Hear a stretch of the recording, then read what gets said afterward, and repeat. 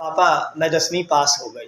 पापा मैं 10वीं पास हो गई मगर फ्रेंड्स के चिढ़ाने पर उदास हो गई।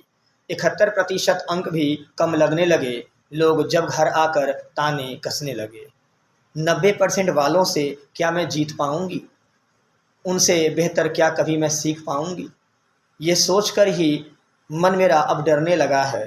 नैराश्य के गहरे अंधकार में गुजरने लगा है। अंधेरों का ये दानव बढ़ता जा रहा है, मेरे जीने की चाह को निगलता जा रहा है।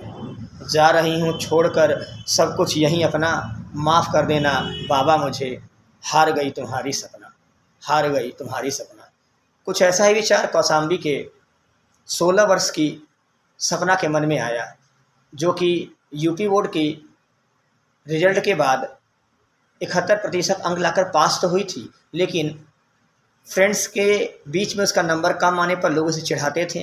फिर कुछ शिक्षक आए और उनसे कहें कि तुम तो पढ़ने में ठीक थी, तुम्हारा नंबर क्यों कम आ गया? तो वहाँ से भी वो डिमोटिवेटेड हो गई और नतीजा हुआ कि उसने एक आत्मघाती कदम उठाया और फंदे से वह झूल कर अपने जीवन की लीला को समाप्त कर दी।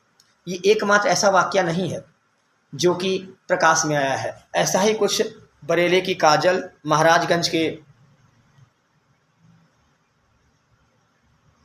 ध्रुव, झांसी का समीर, ऐसे न जाने कितने विद्यार्थी हैं जो रिजल्ट आने के बाद अपनी जीवन लीला को समाप्त कर लिए। तेलंगाना में तो और भी खतरनाक रूप से वाक़या है, जबकि 7 लगातार विद्यार्थियों ने आत्महत्या कर ली।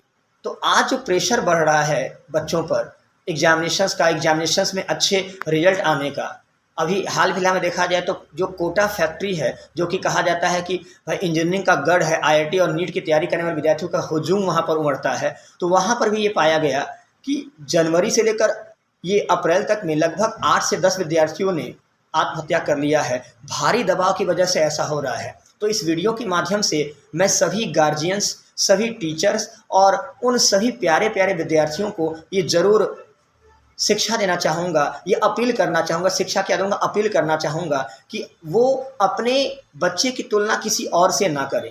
पहली बात तो तुलना करे ही नहीं, वो खुद के अंदर बेहतर करने का उनके अंदर कॉन्फिडेंस पैदा करें, ताकि वो जो दबाव आ रहा है, कम अंकों के बाद का दबाव हो, चाहे फेल होने के डर से दबाव हो या फेल होने के बाद का दबाव हो, उस दबाव को आसानी से झेल सकें। साथ ही साथ मैं इस वीडियो के माध्यम से ये भी कहना चाहूँगा उन तमाम स्कूली पाठ्यक्रम में विद्यार्थियों की काउंसलिंग की भी व्यवस्था की जाए, जो समय समय पर लगभग रेगुलर रूप से संचालित की जाए, ताकि विद्यार्थी उस आने वाले दबाव को झेलने के लिए मानसिक तौर पर मजबूत हो सके और ऐसा आत्मघाती कदम न उठाए। ये हम में से किसी के साथ भी हो सकता है, क्योंकि कंपटीशन का असर बहुत तेज़ी से बढ़ रहा है। अब तो देख रहे हैं कि आईआईटी जेईई फाउंडेशन की बात करें तो कक्षा 5 से ही लोग आईआईटी की तैयारी करवाने चले जा रहे हैं। क्या ये भेड़ चाल सही है?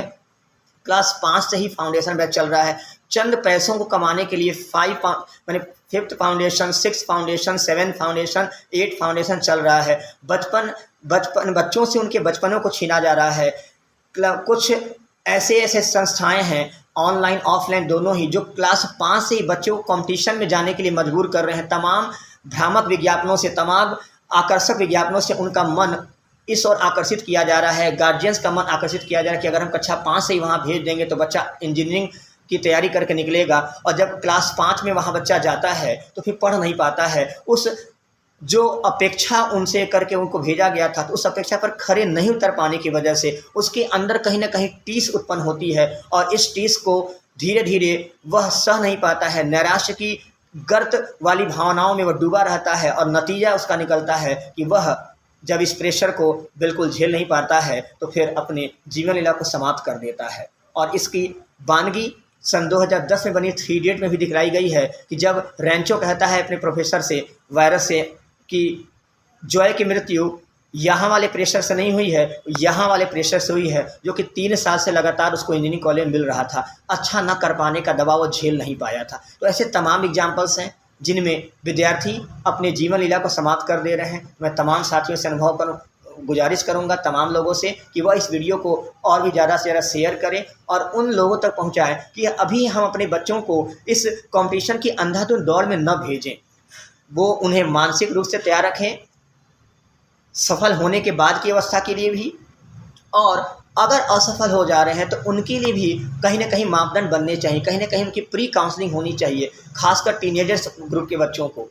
तो ये समस्या नहीं आएगी। उम्मीद करते हैं कि ये संदेश आप तक पहुँचा होगा कि अपने-अपने समाज में अपने-अपने बच्चों को, अपने-अपने पड़ोसियों बच्चे, अपने रिश्तेदारों के बच्चों को, यानी जहाँ भी हो सके हर स्तर से आप प्रयास करें कि बच्चों पर एक्स्ट्रा दबाव ना बनाएँ, वो बेहतर करें, ऐसा ज़रूर करें कि वो बेहतर करने के लिए प्रयास करें, लेकिन उस बेहतर करने के प्रयास में अगर नाकाम हो जा रहे हैं, तो उस नाकाम होने की वजह से, नाकामी के डर से वो अपने आप को ही समाप्त कर दें, ऐसा भी नहीं होना चाहिए। तो ये कोशिश ज़रूर करें। आइए हम सब मिलकर